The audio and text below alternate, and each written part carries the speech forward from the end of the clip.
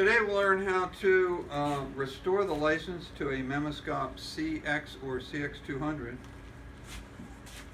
On the monitor cart, there's the USB license dongle. It has a 9- number on it that has to match the number that's on the license disc that you're using.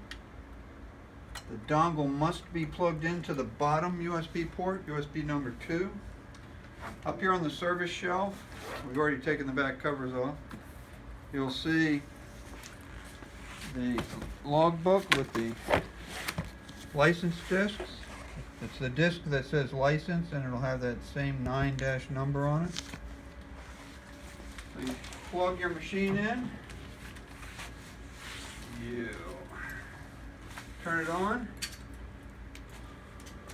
You open the optical drive. You put your license disc in, label up. Let the system boot up. You should see the light on your optical drive as it's loading. It flashes as it's loading the content up into the computer. It uses an embedded Windows XP, I believe. Once the you'll see where it says minimum mode, and when your license is loaded, that will go away. Now, just like that. Normally, you wouldn't see that yet because you haven't loaded your license yet, but we're just going to show you the procedure. To enter the technical menu, you hold the control key and hit T for technical menu. You'll see it's asked you for a password. The password is TechUser, TECHUSER.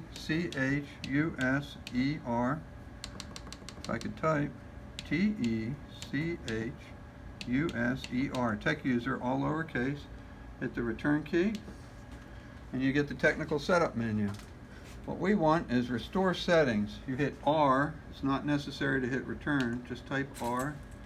And because I loaded the license disk, you'll see this MX200PAR.000. That is the license file that we're going to select to restore. You might see 2 or 3 or 10 license files. The 0 would be the oldest one. The one with the highest suffix is the newest saved license and parameters and configuration. So since we only have one, it automatically selects it. I accept by hitting the return key. A few seconds later, you'll see a message that says that your license file and system settings have been restored. Your only choice is to hit the return key to exit. And then you hit the home key, which is in the center of the arrows, to exit. And then you can eject your disk.